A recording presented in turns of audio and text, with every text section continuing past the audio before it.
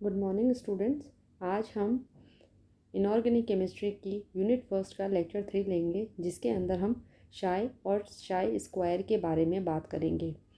इससे पहले जो हमने लेक्चर लिया है उसमें मैंने आपको बताया कि जितने भी फिज़िक्स के प्रिंसिपल्स हैं वो सब क्लासिकल मैकेनिक्स को फॉलो करते हैं और उनसे ही उनके पैरामीटर्स निकलते हैं। लेकिन जब बात बहुत छोटे पार्टिकल, इलेक्ट्रॉन, प्रोटॉन या न्यूट्रॉन जैसे छोटे पार्टिकल के बारे में होती है, तो इनकी जितनी भी कैलकुलेशंस होती हैं वो क्वांटम मैकेनिक्स को फॉलो करती हैं और क्वांटम प्रिंसिपल्स के अकॉर्डिंग ही उन्हें उनके पैरामीटर्स निकलते हैं। इससे पहले के लेक्चर में मैंने आपको एक पैरामीटर बताया था शाई, और मैंने एक इक्वेशन दी थी, उसमें ये पैरामीटर आया था। आज हम देखेंगे कि इसकी एक्चुअली सिग्निफिकेंस या इसका महत्व है क्या। तो अगर हम देखें तो शायद जो है वो खाली एक वेव फंक्शन है, क्योंकि जब हम बात इलेक्ट्रॉन की कर रहे हैं तो हम कह रहे हैं कि वो डुअल नेचर में होता है और वो इस तरीके से वेव की तरीके से चलता है। तो शायद कुछ भी और नहीं बताता, सिर्फ ये कि वो एक वेव फंक्शन है, इसी बात को वो रिप्रेजेंट करता है and refer to amplitude of electron waves. और क्योंकि मैं इलेक्ट्रॉन के से उसको रिलेट कर रही हूँ तो मैं उसे वेव ना कह के इलेक्ट्रॉन वेव कह दूँगी, या उसको प्रोबेबिलिटी एम्पलीट्यूड बोल दूँगी कि जहाँ पर, क्योंकि अगर ये वेव जा रही है तो इसके चारों तरफ इलेक्ट्रॉन होने चाहिए, और अगर इसके चारों तरफ इलेक्ट्रॉन है तो मैं इसको प्रोबेबिलिटी एम्पलीट्यूड बोल दूँगी। मतलब ये जो बात कर रहा है इस वेव को हम शायद से ही रिप्रेजेंट कर रहे हैं, ये रिप्रेजेंट कर रहे हैं। लेकिन the wave function shy may be positive, negative और इमेजिनरी। मतलब शाय को हम वेव से रिप्रेजेंट तो कर रहे हैं, पर फिर भी अगर हम उसकी वैल्यू निकालेंगे तो वो पॉजिटिव भी आ सकती है, नेगेटिव भी आ सकती है और इमेजिनरी भी आ सकती है। अब अगर वो चीज़ इमेजिनरी आती है तो मतलब वो मेरे किसी काम की नहीं है, क्योंकि मैं उसको आइडेंटिफाई फिर कैसे करेंगे। इसके लिए कहा गया कि जो जब हमने कहा तो फिर हमने कहा एक मैक्स मैक्स बर्न ने किन ने जर्मन साइंटिस्ट थे, उन्होंने कहा कि हम शाय को कंसिडर ना करके हम शाय स्क्वायर को कंसिडर कर लेते हैं।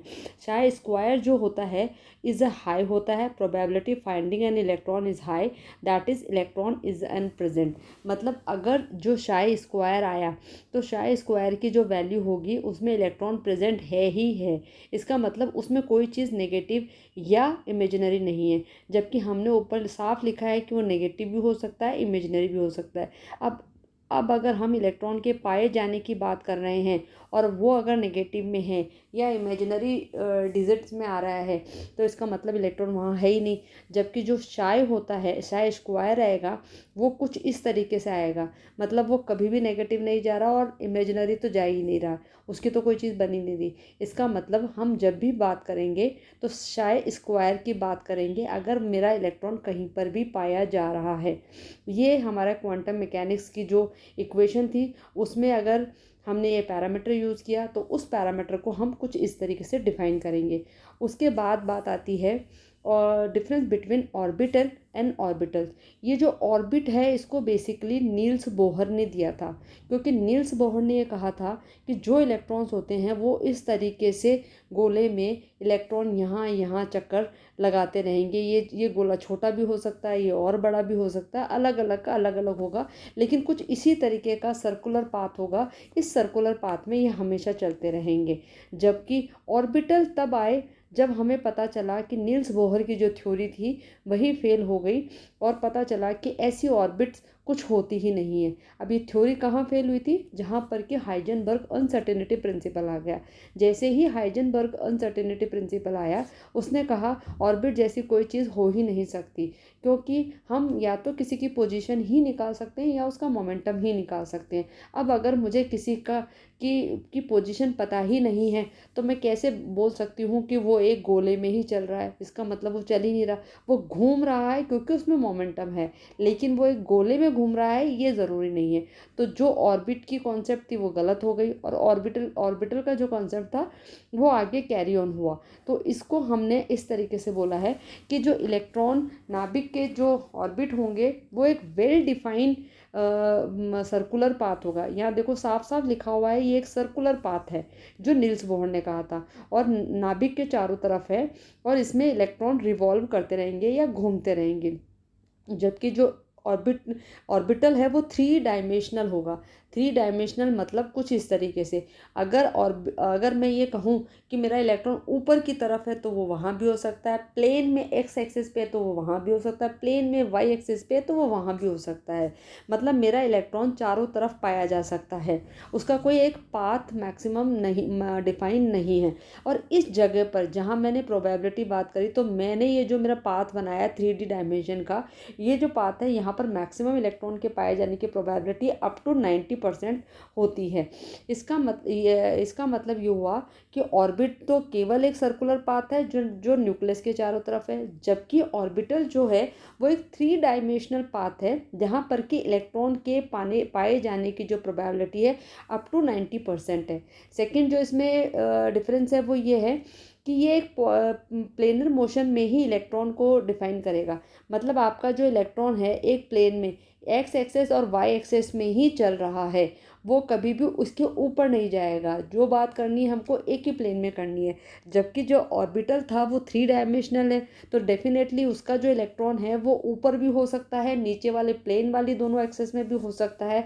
इसलिए हम सेकंड बात ये बोलेंगे कि जो ऑर्बिट है वो 2D है, जबकि जो ऑर्बिटल है वो 3D है। अच्छा, इसके बाद आप ऑर्बिट को आप सर्कुलर या डिस्क भी बोल सकते हैं, ये भी यही सेम बात है जो ऊपर बोली हुई है। क्योंकि अगर वो और सर्कुलर है तभी वो चारों तरफ नाभिक के चारों तरफ चक्कर लगा रहे हैं, जबकि जो ऑर्बिटल्स होते हैं वो डिफरेंट डिफरेंट जो ऑर्बिटल्स होते हैं वो डिफरेंट डिफरेंट शेप के होते हैं। एस की आप शेप जानते हैं स्पेरिकल होती है, पी की आप जानते हैं डम्बल होती है, और डी की डबल डम्बल होती है, एंड सो ऑन। ऐसे करके हम कोई भी शेप ऑर्बिटल की दे सकते हैं, क्योंकि ऑर्बिटल की शेप तब बनती है जब हमें पता चलता है कि इलेक्ट्रॉन यहाँ पाए जाते हैं। तो उस एक पर्टिकुलर रीजन को हम जब ड्रॉ करते हैं तो उसकी शेप निकल कर आती है। अच्छा, अब इसमें क्या है, अगर मैं देखूँ तो ऑर्बिटल को filling diagram is a more visual way to represent the arrangement of all electrons in a particular atom. आप उसको एक भरने का जो तरीका है इलेक्ट्रॉन्स के, वो एक मोर विजुअल रिप्रेजेंटेशन है कि आप बोले इलेक्ट्रॉन यहाँ यहाँ यहाँ यहाँ ऐसे डॉट डॉट डॉट डॉट लगा के करा जा सकता है। In an orbital filling diagram the individual orbital are shown as a circles or orbitals within a subshell are drawn next to each other horizontals। मतलब आप एक ऑर्बिटल्स को बनाने के बाद आपने पहले बोला कि इलेक्ट्रॉन यहाँ यहाँ यहाँ यहाँ पाए जा रहे, इस पाथ में पाए जा रहे पाए जा रहे पाए जा रहे पाए जा रहे। उसके बाद पता चला कि इलेक्ट्रॉन ऐसे ना जाके ऐसे जा रहे हैं, ऐसे जा रहे हैं, ऐसे जा रहे हैं, ऐसे जा रहे हैं, कुछ इधर चले गए, इधर चले गए, इधर चले गए। इन पाथ को जब आपने ड्रॉ किया तो इनकी अलग अलग शेप निकल के आई। लेकिन हमने कहा कि हमें ये कैसे पता चल रहा है, क्योंकि उसका एक पर्टिकुलर मोमेंटम है, हम पोजीशन उस समय उसकी निकाल नहीं सकते। पर हमने मोमेंटम नोट कर लिया, हम मोमेंटम देखा तो हमने देखा यहाँ यहाँ यहाँ गोल गोल घूम रहे हैं इलेक्ट्रॉन, तो हमने उसकी ऑर्बिटल की शेप को डिफाइन कर दिया और ये बता दिया कि ऑर्बिटल की कुछ ऐसे हो सकती है। तो जो ऑर्बिटल्स है वो मोर विजुअल वे होता है इलेक्ट्रॉन्स को बताने का। अब थर्ड लास्ट मेरी जो स्लाइड है उसमें है कि जो ऑर्बिटल्स होंगे वो विद इन ऑर्बिट्स ही होंगे। मतलब orbital like are the orbits within an atom. Atom में जैसे ऑर्बिट हैं वैसे ही ऑर्बिटल्स हैं, फ़र्क सिर्फ इतना है। और ऑर्बिटल्स जो है उनके एनर्जी लेवल्स, क्योंकि आपको याद होगा कि जब हमें नील्स बोर ने जब अपनी कॉन्सेप्ट दिया था तो उसने कहा था कि मेरा पहला लेवल के आता है, फिर मेरा एल आता है, फिर मेरा एम आता है, फिर मेरा एन आता है, ऐसे करके नील्स बोर ने अपनी थ्योरी में कहा था।